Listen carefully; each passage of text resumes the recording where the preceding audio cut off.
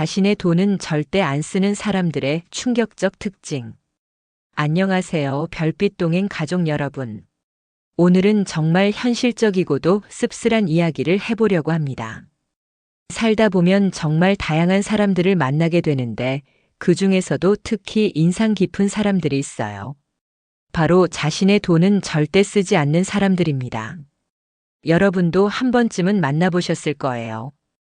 모임에 나가면 항상 다른 사람이 돈 내기를 기다리는 사람, 자기 것은 꼭꼭 숨겨두면서 남의 호의는 당연하게 받아들이는 사람. 정말 답답하면서도 신기한 사람들이죠. 오늘은 이런 사람들의 특징을 자세히 분석해보고 우리는 어떻게 대처해야 하는지 함께 이야기해 보려고 합니다. 분명히 공감하실 부분이 많을 거예요. 자신의 돈은 절대 쓰지 않는 사람들의 첫 번째 특징은 정말 계산이 빠르다는 거예요. 그런데 이 계산이 자기에게 유리한 방향으로만 돌아가요. 제가 직접 겪은 일을 말씀드릴게요. 몇 년 전에 동네 언니들과 함께 여행을 간 적이 있어요. 그런데 그중 한 분이 정말 특이하더라고요. 여행 전에 계획을 세울 때는 우리 다 같이 가는 거니까 공동 경비로 하자고 하더니 막상 현지에서는 절대 자기 돈을 안 내는 거예요. 식당에서 계산할 때도 화장실 간다고 자리를 비우고 택시 탈 때도 갑자기 전화가 왔다고 하면서 뒤로 빠지고 정말 신기할 정도로 돈 낼 타이밍만 되면 사라지더라고요. 그런데 더 놀라운 건 나중에 정산할 때예요. 자기가 낸 돈은 10원까지 정확히 기억하면서 다른 사람들이 낸 건 대충 비슷하게 나누자고 하더라고요. 정말 계산기보다 빠른 머리를 가지고 있는 것 같았어요. 이런 사람들의 특징은 자기에게 불리한 계산은 절대 안 해요. 대신 자기에게 유리한 것만 정확히 계산하죠. 예를 들어서 10만 원짜리 식사를 5명이 했는데 자기만 술을 안 마셨다면 나는 술 안 마셨으니까 2만 원만 낼게라고 해요. 하지만 반대로 자기만 비싼 요리를 시켰을 때는 우리 다 같이 나눠서 내자고 하거든요. 두 번째 특징은 정말 핑계를 잘 댄다는 거예요. 돈을 안 내기 위한 핑계라면 정말 창의적일 정도로 다양해요. 아, 깜빡했다. 카드를 집에 두고 왔네. 요즘 애가 학원비가 많이 들어가서. 이번 달에 병원비가 많이 나와서 좀 그래. 다음에 내가 낼게, 미안해. 이런 말들 한 번쯤은 들어보셨죠? 처음에는 그럴 수도 있지라고 생각하게 돼요. 그런데 이런 일이 반복되면 아, 이 사람은 원래 이런 사람이구나라는 걸 깨닫게 돼요. 제가 아는 한 분은 정말 핑계의 달인이었어요. 5년 동안 그분과 같은 모임에 있었는데 한 번도 자기 돈을 낸 적이 없어요. 항상 뭔가 이유가 있었거든요. 그런데 나중에 알고 보니까 그분이 우리 모임 말고 다른 곳에서는 돈을 잘 쓰시더라고요. 자기 취미 생활에는 아낌없이 투자하고 자기 가족을 위해서는 비싼 것도 사고 결국 우리한테만 그런 거였던 거죠. 이런 사람들의 핑계를 자세히 들어보면 패턴이 있어요. 대부분 감정에 호소하는 내용이에요. 아이 때문에, 부모님 때문에, 건강 때문에. 이런 이유를 대면 상대방이 더 이상 돈 이야기를 꺼내기 어려워지거든요. 세 번째 특징은 정말 신기한 건데 기억력이 선택적이에요. 자기에게 유리한 건 절대 안 잊어버리는데 불리한 건 깜빡깜빡 잊어버려요. 예를 들어서 누가 자기한테 밥을 사줬다거나 선물을 해줬다거나 하는 건 몇 년이 지나도 정확히 기억해요. 그때 언니가 나한테 이것도 사주고 저것도 해줬잖아 라면서 은근히 부담을 주죠. 하지만 자기가 다른 사람한테 받은 호의나 자기가 돈을 내야 할 상황들은 쉽게 잊어버려요. 내가 그랬나? 기억이 안 나네 이런 식으로 말하면서 슬쩍 넘어가려고 해요. 제가 만난 한 분은 정말 극단적이었어요. 우리가 1년 동안 돌아가면서 커피값을 냈는데 그분 차례만 되면 내가 언제 그렇게 하기로 했지? 라고 하더라고요. 분명히 처음에 다 같이 정했던 일인데 말이에요. 그런데 반대로 다른 사람이 자기 차례를 놓치면 바로 지난번에 누구 차례였는데 아직 안 했잖아 라고 정확히 기억하더라고요.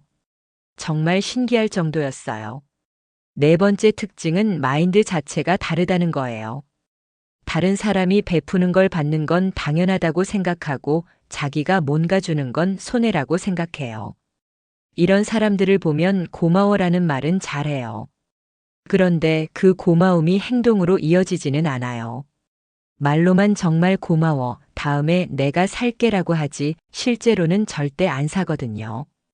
그리고 이런 사람들은 대부분 나는 돈이 없어서 라는 말을 입에 달고 살아요. 그런데 정말 웃긴 건 자기 돈은 없다고 하면서 다른 사람 돈 쓰는 데는 전혀 주저하지 않는다는 거예요. 제가 아는 한 분은 요즘 경제적으로 어려워서라는 말을 항상 했어요. 그런데 그분이 입고 다니는 옷, 들고 다니는 가방을 보면 전혀 그렇게 보이지 않더라고요. 나중에 알고 보니까 자기 돈은 모두 투자나 저축으로 돌리고 생활비는 최대한 남의 호의에 의존하고 있었던 거예요. 다섯 번째 특징은 눈치는 정말 빨라요. 상대방이 언제 돈을 낼 것인지, 언제 호의를 베풀 것인지 정확히 파악해요.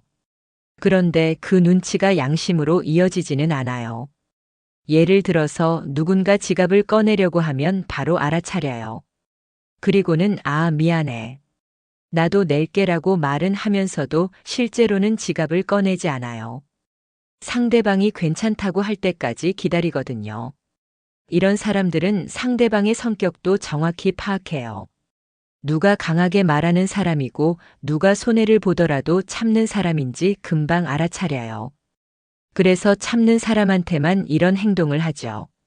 제가 만난 한 분은 정말 신기했어요. 새로운 사람이 모임에 오면 한두 번 만나보고는 그 사람 성격을 파악하더라고요. 그리고 호의적인 사람에게는 계속 이런 식으로 행동하고 까다로운 사람에게는 절대 그러지 않았어요. 여섯 번째 특징은 자기 행동을 포장하는 능력이 정말 뛰어나다는 거예요. 단순히 돈을 아끼는 게 아니라 그럴 만한 이유가 있는 것처럼 만들어요. 나는 돈보다 마음이 중요하다고 생각해.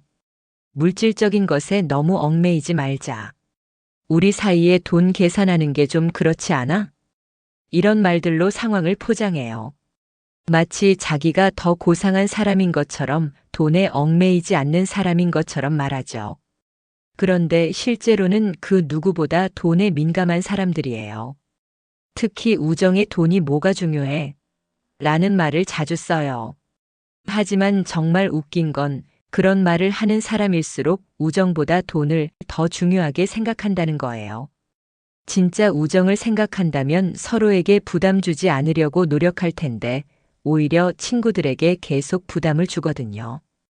일곱 번째 특징은 인간관계를 기브 앤 테이크로 생각하면서도 자신은 테이크만 한다는 거예요.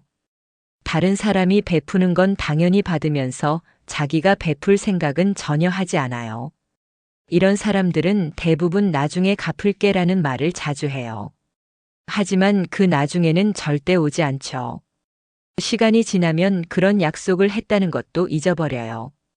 그리고 이런 사람들의 또 다른 특징은 자기가 뭔가 해줄 때는 정말 작은 것이에요. 예를 들어서 다른 사람이 10만 원짜리 식사를 사주면 자기는 1,000원짜리 사탕을 사주면서 이것도 마음이야 라고 해요. 여덟 번째 특징은 그룹 내에서 누가 돈을 잘 내는 사람인지 정확히 파악한다는 거예요. 그리고 그런 사람들과 가까워지려고 노력하죠. 모임에서 보면 항상 호의적인 사람들 곁에 붙어 있어요. 그리고 그런 사람들이 뭔가 베풀려고 할 때 재빠르게 끼어들죠. 나도 끼워줘라고 하면서 말이에요. 반대로 자기처럼 돈 안 쓰는 사람들과는 거리를 둬요. 서로 눈치만 보다가 아무도 돈을 안 낼 상황이 될까봐 걱정하거든요. 아홉 번째 특징은 상황 파악 능력이 정말 뛰어나다는 거예요. 언제 돈을 내야 하는 상황이 올지 미리 예측하고 그런 상황을 피하는 방법을 찾아요. 예를 들어서 생일 파티에 갈 때는 선물 준비하는 걸 깜빡해요. 하지만 파티에는 참석해서 음식도 먹고 즐거운 시간도 보내죠. 그리고는 다음에 따로 선물할게라고 하면서 실제로는 그런 적이 없어요. 모임 장소를 정할 때도 영향력을 발휘해요.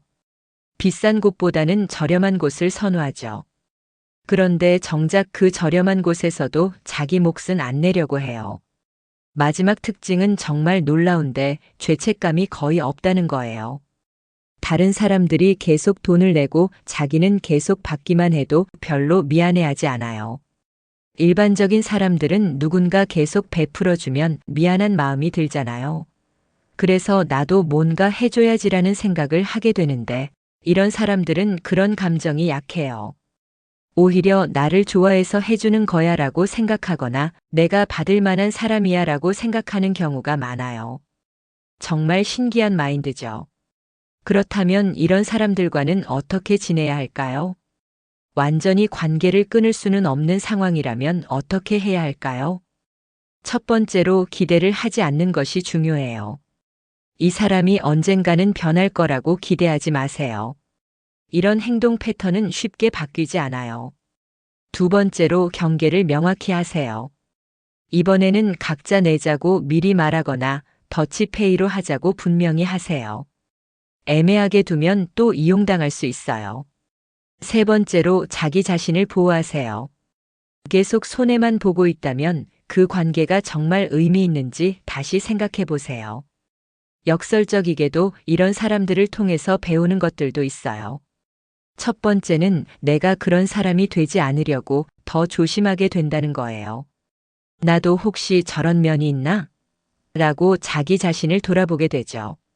두 번째는 진짜 좋은 사람들을 더 소중히 여기게 된다는 거예요. 서로 주고받는 관계의 소중함을 더 깊이 느끼게 되거든요. 세 번째는 인간관계에서 균형의 중요성을 깨닫게 된다는 거예요. 일방적인 관계는 결국 지속되기 어렵다는 걸 배워요. 마지막으로 건강한 인간관계를 위한 조언을 드리고 싶어요. 첫 번째로 주고받는 것에 균형을 맞추세요. 완전히 똑같을 필요는 없지만 어느 정도는 균형이 있어야 해요. 두 번째로 솔직하게 소통하세요. 돈 문제로 불편하다면 직접 이야기하는 게 좋아요. 속으로만 끙끙 앓지 마시고요. 세 번째로 자신의 경계를 지키세요. 다른 사람을 도와주는 것도 좋지만 자기 자신이 피해를 보지 않는 선에서 해야 해요. 네 번째로 진정한 우정이 무엇인지 생각해 보세요. 돈으로만 맺어진 관계는 진짜 우정이 아니에요. 서로를 진심으로 아끼고 배려하는 마음이 있어야 하죠. 여러분, 오늘 이야기한 내용들 정말 많이 공감되셨죠? 우리 주변에는 정말 다양한 사람들이 있어요. 그 중에서도 자신의 돈은 절대 쓰지 않는 사람들은 특히 인상 깊게 남아요. 이런 사람들을 만나면 처음에는 당황스럽고 화가 나기도 해요. 하지만 시간이 지나면서 세상에는 정말 다양한 사람들이 있구나라는 걸 깨닫게 돼요. 중요한 건 우리 자신이 어떤 사람이 될 것인가예요. 남에게만 의존하는 사람이 될 것인지 아니면 서로 주고받으며 함께 성장하는 사람이 될 것인지 그 선택은 우리에게 달려 있어요. 오늘 이 이야기를 통해서 여러분도 자신의 인간관계를 한번 돌아보는 시간을 가져보세요. 혹시 나도 모르게 누군가에게 부담을 주고 있지는 않은지, 반대로 누군가로부터 일방적으로만 받고 있지는 않은지. 건강하고 아름다운 인간관계는 서로를 배려하고 존중할 때 만들어져요. 우리 모두 그런 관계를 만들어가는 사람들이 되었으면 좋겠습니다. 오늘 하루도 따뜻한 마음으로 감사하는 마음으로 보내시길 바라며 이만 인사드릴게요.